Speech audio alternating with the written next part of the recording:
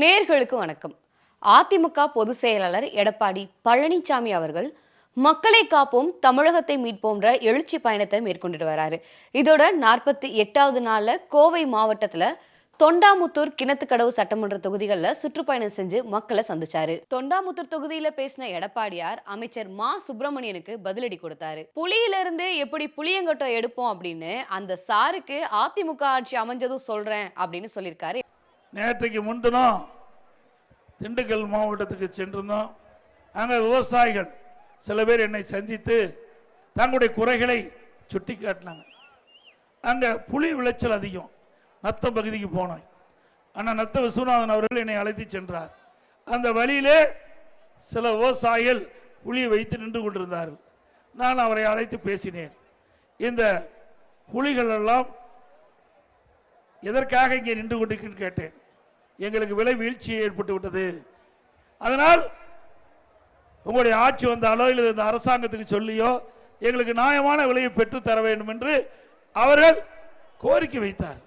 அதோட அந்த புலியினுடைய தன்மை, இது என்ன ரகத்தை சேர்ந்தது என்பதெல்லாம் அவர் கேட்டுட்டு இருந்தேன்.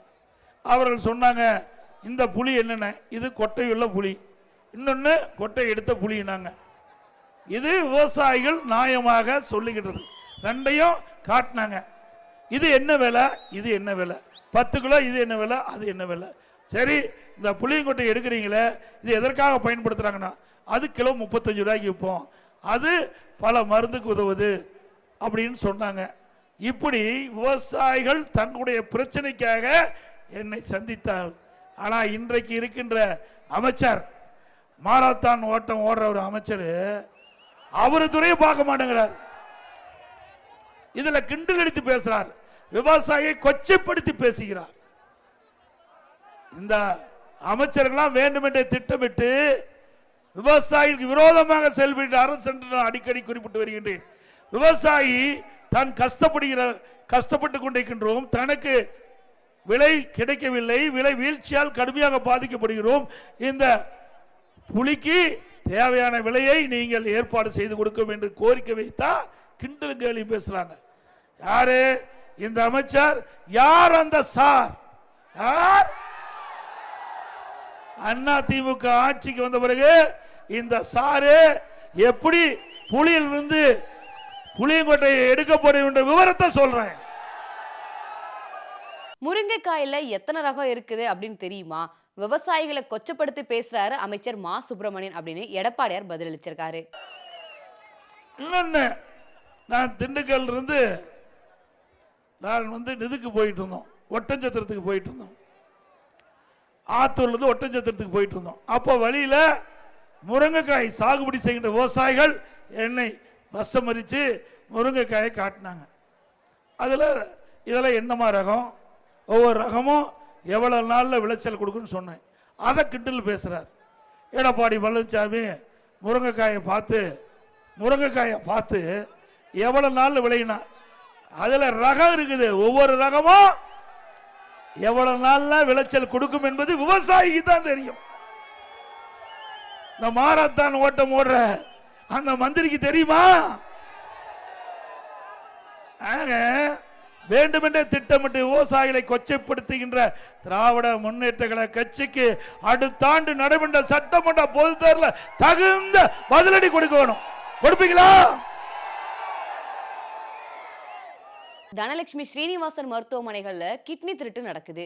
திமுக காரர் அப்படின்றனால கைது செய்யல. திமுக ஆட்சியில எல்லாத்தையும் திருடிட்டாங்க. இனி திருடுறதுக்கு எதுவுமே இல்லாதனால உடல் உறுப்புகளை திருடிட்டு இருக்காங்க. ஸ்டாலின் புலம்பல்ல ஒரு பயம் தெரியுதுன்னு சொல்லியிருக்காரு எடப்பாடியார். திரு மா சுப்பிரமணியம் அவர்களே, உங்களுடைய துறையில நிறைய முறைகேடு நடக்குது. இன்னைக்கு ஒரே நிமிஷம், ஏதோ திருடுவாங்க, நகை திருடுவாங்க, பணத்தை திருடுவாங்க. ஆனா கிட்னி திருடுறது எங்கேயாச்சும் பார்த்திருக்கீங்களா? கிட்னி திருடுற ஒரே கட்சி திமுக கட்சி. திமுக எம்எல்ஏ அவருக்கு சொந்தமான இடம், அதாவது மருத்துவமனை, திருச்சியில சித்தார் மருத்துவமனை, பெரம்பலூர்ல தனலட்சுமி சீனிவாசன் கல்லூரி மருத்துவ, 2 மருத்துவமனையிலையும் அந்த ஆளுங்கட்சி எம்எல்ஏ ஆளுகிட்ட கட்சி திமுக கட்சி. புகார் வந்து அந்த மருத்துவமனையில் அவர்கள் சோதனை பண்றாங்க. சோதனை பண்ணிக்கிட்ட பொழுது இந்த கிட்னி, அதாவது மாற்று சிகிச்சை செய்கின்ற பொழுது உறுப்பு மாற்று சிகிச்சை, இதில் முறைகேடு நடைபெற்றதாக கண்டுபிடிக்கப்பட்டது. கண்டுபிடிக்கப்பட்ட பிறகு அந்த உறுப்பு மாற்று அறுவை கொடுக்கின்ற அனுமதியை நிறுத்தி வச்சிருக்கிறாங்க. அதுக்கு ஒரு குழு போட்டு அந்த குழு நேரடியாக போய் இந்த முறைகேடை கண்டுபிடிச்சிருக்குது. இது வரைக்கும் கைது பண்ணல, ஏன்னா திமுக எம்எல்ஏ. ஆக திரு மா சுப்பிரமணியம் அவர்களே, அந்த கிட்னி திருட கண்டுபிடிங்க.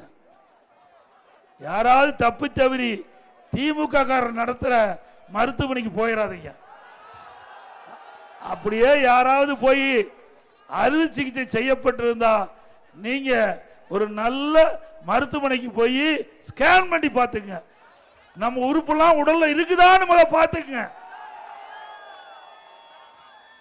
ஏன்னா திராவிட முன்னேற்ற கழக ஆட்சியில் திருடி திருடி எல்லாமே திருடிட்டாங்க. இனிமேல் திருடுறதுக்கு எதுவும் இல்லை கவர்மெண்ட்ல. அதனாலதான் மக்களுடைய உடல் உறுப்பை திருட ஆரம்பிச்சுட்டாங்க. இப்படிப்பட்ட அவல ஆட்சி வேணுமா?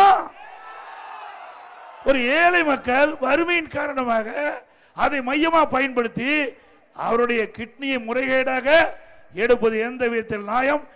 நீதிமன்றம் பிடிபிடின்னு பிடிச்சிருக்குது. அந்த நீதிமன்றத்துக்கு இந்த அரசாங்கம் பதில் சொல்லி ஆக வேண்டும்.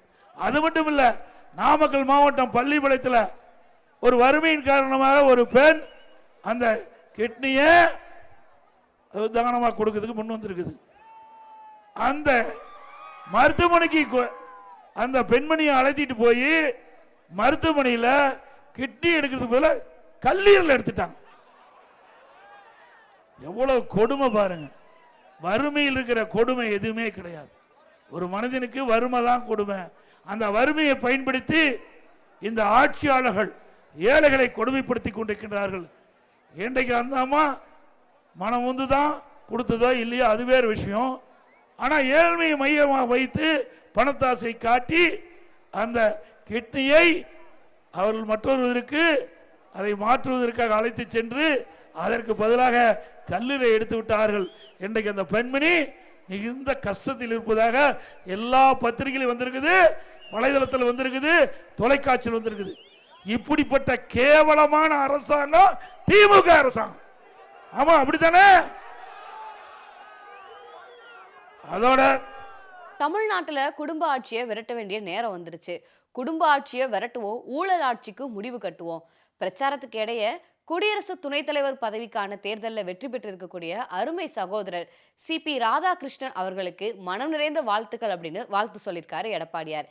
இதை தொடர்ந்து தொண்டாமுத்தூர் தொகுதியில பேசின எடப்பாடியார், என்ன தப்பு? ஒரு அரசாங்கம் மக்களுக்கு சேவை செய்ய, மக்களுடைய பிரச்சனை தீர்க்க, அதுக்கு தான் அரசாங்கத்தை தேர்ந்தெடுக்கிறாங்க. ஆனா திமுக அப்படி அல்ல. மக்களை பற்றி கவலைப்படாத அரசாங்கம். மக்கள் எக்கேடி கெட்டு போனாலும் பரவாயில்ல, ஆனா குடும்பம் வளமா இருக்கணும். அதுதான் திமுக நிலை. ஆகவே ஒரு மகிழ்ச்சியான செய்தி, நம்முடைய தமிழ்நாட்டை சேர்ந்த முன்னாள் எம்பி, மகாராஷ்டிராவுடைய மேதக ஆளுநராக பணியாற்றினார் மாண்புமிகு திரு சிபி ராதாகிருஷ்ணன் அவர்கள் இந்திய நாட்டுடைய துணை ஜனாதிபதி பதவிக்கு போட்டியிட்டு வெற்றி பெற்று விட்டார். இதெல்லாம் நம்முடைய தமிழ்நாட்டு மக்களுக்கு கிடைத்த பெருமை. கொங்கு மண்டலத்தில் ஒருவருக்கு மிகப்பெரிய பொறுப்பு கிடைத்திருக்குது. நம்ம அத்தனை பேருக்கும் மகிழ்ச்சி. அதாவது தொண்டாமுத்தூர் என்று சொன்னாலே ராசியான இடம் என்பதற்கு இதுவே சான்று. இதை பேசி முடிச்சோம். இப்பொழுது ஒரு நல்ல செய்தி வந்திருக்குது. இதே போல் அடுத்த ஆண்டு 2026ஆம் ஆண்டு சட்டமன்ற பொது தேர்தலில் மிகப்பெரிய வெற்றி பெறுவோம், ஆட்சி அமைப்போம். இதை தொடர்ந்து தொண்டாமுத்தூர் தொகுதிக்கு உட்பட்ட குனியமுத்தூர்ல பேசின எடப்பாடியார், 100 நாள் வேலை திட்டத்தை 150 நாளா உயர்த்துவோம் அப்படின்னு வாக்குறுதி கொடுத்துச்சு திமுக. ஆனா 50 நாளா குறைச்சதுதான் மிச்சம். புகார் பெட்டி மூலம் மக்களை ஏமாத்தின ஸ்டாலின் மக்களோட குறைகளை கேட்ட பெட்டியை தொலைச்சிட்டாரு. அண்ணா திமுக ஆட்சி கண்ட பொழுது திரு ஸ்டாலின் அவர்கள் எதிர்கட்சி தலைவராக இருந்தார். ஊர் ஊரா போனார், அங்க ஒரு திட்டு கண்டா பாய் விரிச்சு போட்டு அமர்ந்து அங்க இருக்கிற மக்களை எல்லாம் முன்னாண்ட ஒரு பெட்ஷீட்டை போட்டு அமர வச்சு அவர்கிட்ட பேசுவாங்க. திமுக தலைவர் ஸ்டாலின், உதயநிதி ஸ்டாலின், திமுக எம்எல்ஏ எல்லாம் ஊரா போய் பொதுமக்களை இது மாதிரி சந்திச்சு மனு வாங்கினாங்க. அந்த மனுவை ஒரு பெட்டி கொண்டாந்து வச்சிருப்பாங்க. அந்த பெட்டிகளை போட்டு அந்த பெட்டி பூட்டி அதுக்கு சீல் வச்சு பத்திரமா வீட்டில் கொண்டு வச்சுக்குவாங்களாம். திமுக ஆட்சி வந்த பிறகு சீலை உடைச்சு பெட்டி திறந்து மனுவை எடுத்து படிச்சு பார்த்து மக்களுடைய பிரச்சனை தீர்ப்பாங்களாம். இது நடந்ததா? எப்படி மக்களை ஏமாற்றுறாங்க பாருங்க. என்ன இந்த பெட்டியில தங்கத்தை போடுறாங்களா, வைரத்தை போடுறாங்களா, போட்டு பெட்டி பூட்டு போடுறதுக்கு. இதே உங்களுடன் ஸ்டாலின் மக்கள் நம்பி பெட்டிஷன் கொடுத்தாங்க. அந்த பெட்டிஷன் சிவகங்கை மாவட்டம் திருப்பவனங்கிற ஆத்துல கிடக்குது. ஆத்துல இந்த உங்களுடன் ஸ்டாலின் அந்த அடிப்படையில் கொடுக்கப்பட்ட மனு ஆத்துல கண்டெடுக்கப்படுது. அதோட புதுக்கோட்டையில் அங்க வடை சுடுறாங்க. அந்த வடை கட்டுறதுக்கு இந்த மனுவை பயன்படுத்துறாங்க. இவர்களால் மக்களுக்கு நன்மை செய்வாங்க. அடுத்த ஆண்டு சட்டமன்ற தேர்தல் நடக்குது. அந்த சட்டமன்ற தேர்தலை மையமாக வைத்து மக்களுக்கு ஆசையை தூண்டி இப்படி மக்களை ஏமாற்றி மக்களுடைய வாக்குகளை பெறுவதற்காக ஸ்டாலின் மாடல் அரசு இப்படிப்பட்ட ஒரு நாடகத்தை அரங்கேற்று என்பதை மட்டும் நேரத்தில் தெரிவிக்க விரும்புகிறேன். அதோட அதிமுக ஆட்சியில எல்லா துறைகளுமே சிறப்பா செயல்படுச்சு. அது மூலமா நூற்றுக்கணக்கான தேசிய விருதுகளை பெற்றிருக்கோம். ஊழல் செஞ்சதுதான் திமுகவோட ஒரே சாதனைன்னு சொல்லியிருக்காரு. அரிசி, பருப்பு, எண்ணெய் எல்லாத்தோட விலையுமே உயர்ந்துருச்சு. ஊழல் இல்லாத துறையே திமுகல கிடையாது. வாரிசு அரசியலுக்கு முற்றுப்புள்ளி வைக்கக்கூடிய தேர்தல் 2026 தேர்தல். ஊழல் அரசாங்கத்தை அகற்றும் தேர்தல், குடும்ப ஆட்சிக்கு முற்றுப்புள்ளி வைக்கும் தேர்தல். ஆகவே தேர்தல்ல அதிமுகவுக்கு வாக்களிச்சு வெற்றி பெற செய்யுங்க அப்படின்னு எடப்பாடியார் இந்த தொகுதியில பேசியிருக்காரு. இதெல்லாம் கடையில் வாங்கிட்டு வந்திருக்கிறோம். ஏன்னா உடனே திமுக காரங்க தெரியுமா, எடப்பாடி பழனிசாமி ஒரு பஸ்ஸை தூக்கிட்டு போய் குடிமுத்தூர் நின்றுக்கிட்டு பொய்யா பேசணும்னு சொல்லுவாங்க. அத்தனையும் மளிகை கடையில இந்த பட்டியல வாங்கிட்டு வந்திருக்கிறோம். அதிமுக ஆட்சியில் பச்சரிசி, சாப்பாட்டு அரிசி 1 கிலோ 50 ரூபாய்க்கு வித்தது. திமுக ஆட்சியில் 77 ரூபாய்க்கு விற்கிது. 1 கிலோ 27 ரூபா அதிகம். வெண்ணி புழுங்கல் அரிசி 1 கிலோ 50 ரூபா. திமுக ஆட்சியில் 1 கிலோ 72. இட்லி புழுங்கல் அரிசி 1 கிலோ 30 ரூபா. அதிமுக ஆட்சியில், திமுக ஆட்சியில் 48 ரூபா. கடல் எண்ணெய் 1 கிலோ அதிமுக ஆட்சியில் 130, திமுக ஆட்சியில் 190. 1 கிலோ 60 ரூபா அதிகம். நல்லெண்ணெய் 1 கிலோ அதிமுக ஆட்சியில் 250, திமுக ஆட்சியில் 400. 1 கிலோ 150 ரூபா அதிகம். துவரம்பருப்பு 1 கிலோ அதிமுக ஆட்சியில் 74, திமுக ஆட்சியில் 130. 1 கிலோ 56 ரூபா அதிகம். உளுத்த பருப்பு 1 கிலோ அதிமுக ஆட்சியில் 79, திமுக ஆட்சியில் 120. 41 ரூபா அதிகம். இதையெல்லாம் விண்ணை முட்டுகின்ற அளவுக்கு இன்றைக்கு உணவுப் பொருட்களுடைய விலை உயர்ந்திருக்குது. இதை கட்டுப்படுத்துவதற்கு இந்த அரசாங்கம் எந்த நடவடிக்கை எடுக்கல. இதெல்லாம் மாநகர பகுதியை சுற்றி இருக்குதுங்க. இன்னைக்கு தொழிலாளர் நிறைந்த பகுதி. அத்தனை பேருமே உணவுப் பொருட்கள் வாங்கித்தான் சமைச்சு சாப்பிடணும். ஆனா உணவுப் பொருள் விண்ணை முட்டுகின்ற அளவுக்கு உயர்ந்திருக்குது. இதை கட்டுப்படுத்துவதற்கு இந்த அரசாங்கம் எந்த நடவடிக்கை எடுக்கல. இன்னைக்கு அனைத்து இந்திய அண்ணா திராவிட முன்னேற்ற கழக அரசு இருக்கின்ற பொழுது விலை கட்டுப்பாட்டு நிதி 100 கோடி ஒதுக்கி வச்சிருந்தோம். இப்படி எந்த உணவுப் பொருள் விலை ஏறுதோ, அந்த உணவுப் பொருள் எந்த மாநிலத்தில் குறைவா விலை கிடைக்குதோ அங்க போய் கொள்முதல் செஞ்சு கூட்டுத்துறையின் மூலமாக அதை விற்பனை செஞ்சு அந்த உணவுப் பொருளுடைய விலையை கட்டுப்பாட்டுகளை வச்சிருந்தோம். திமுக ஆட்சியில ஏழை மக்கள் பாதிக்கிறாங்க, நடுத்தர மக்கள் பாதிக்கிறாங்க. இந்த விலைவாசி உயர்வால் இதையெல்லாம் இந்த அரசு கண்டுகொள்ளவில்லை என்பதை நாம் எண்ணி பார்க்க வேண்டும். இதை தொடர்ந்து கிணத்துக்கடவு தொகுதியில பேசின எடப்பாடியார், அரசியல் காழ்ப்புணர்ச்சியால மக்கள் விரோத திமுக அரசால முடக்கப்பட்ட அதிமுக ஆட்சியில கொண்டு வரப்பட்ட மக்கள் நலத்திட்டங்கள் அனைத்துமே அதிமுக ஆட்சி அமைஞ்சதும் திரும்பவும் தொடரும்னு சொல்லியிருக்காரு. அம்மா மடிக்கணினி திட்டம், அம்மா மினி கிளினிக், அம்மா ஊட்டச்சத்து பெட்டகம், அம்மா குழந்தைகள் நலப்பெட்டகம், தாலிக்கு தங்கம் திட்டம், விலையில்லா கறவை மாடுகள், இது எல்லாமே திரும்பவும் அதிமுக ஆட்சி அமைஞ்சதும் தொடரும்னு சொல்லியிருக்காரு. அதே போல ஆட்டோ ஓட்டுநர், ஆட்டோ சங்கத்தில் உறுப்பினராக இருக்கின்றவர்கள் புதிதாக ஆட்டோ வாங்கினா 75,000 ரூபாய் மானியம் கொடுக்கப்படும். ஆட்டோ புதுசாக வாங்கினா 75,000 மானியம் கொடுக்கப்படும். அதே போல நம்முடைய ஏழை குடும்பத்தைச் சேர்ந்தவர்கள், வீட்டு மனை இல்லாதவர்கள், கூரை வீட்டில் இருக்கின்றவர்கள், தாழ்த்தப்பட்ட மக்கள், இவர்களெல்லாம் அதிமுக ஆட்சி உங்கள் துணையோடு அமர்ந்தவுடன் அற்புதமான பல லட்சம் ரூபாய் செலவில் கான்கிரீட் வீடு கட்டி கொடுக்கப்படும். நம்முடைய தாய்மார்களுக்கும் நம்முடைய சகோதரிகளுக்கும் ஒவ்வொரு தீபாவளி போதும் சேலை வழங்கப்படும். அதோட திருமண உதவி திட்டம் அதிமுக ஆட்சியில் கொண்டு வந்து ஏழை குடும்பத்தில் பிறந்த பெண்களுக்கு திருமண வயதை இணைக்கின்ற பொழுது 26,000 50,000 திருமண உதவி திட்டம். தாலிக்கு தங்கம் இன்னைக்கு 76,000 ரூபா ஒரு பவுன். திமுக ஆட்சியில் அதை நிறுத்திட்டாங்க. தமிழ்நாட்டில் அதிமுக ஆட்சி இருக்கின்ற பொழுது 12 லட்சம் நம்முடைய பெண்களுக்கு திருமண திட்டங்களை பயன்படுத்துறாங்க. 18 லட்சம் 12 லட்சம் குடும்பத்தை வாழ வைத்த அரசாங்கம் அதிமுக அரசாங்கம். அதை நிறுத்திட்டாங்க. மீண்டும் அதிமுக ஆட்சி அமைந்தவுடன் இந்த தாலிக்கு தங்கம் திட்டம் திருமண உதவி திட்டம் தொடரும். அது மட்டுமல்ல, இந்த திருமண உதவி திட்டத்தில் இடம்பெறுகளுக்கு மணப்பெண்ணுக்கு பட்டு சேலை கொடுக்கப்படும், மணமகனுக்கு பட்டு வேஷ்டி கொடுக்கப்படும். அதோட அம்மா மினிக்கில்லை அதையும் ரத்து பண்ணிட்டாங்க. ஏழைகளுக்கு அந்த பகுதியிலே சிகிச்சை அளிப்பதற்காக அம்மா மினிக்கில்லை கொண்டாந்தோம், அதையும் ரத்து பண்ணிட்டாங்க. மீண்டும் அதிமுக ஆட்சி மலர்ந்தவுடன் இப்போ 2000 அம்மா மினிக்கிள்ளை கொண்டாந்து ரத்து பண்ணியிருக்காங்க.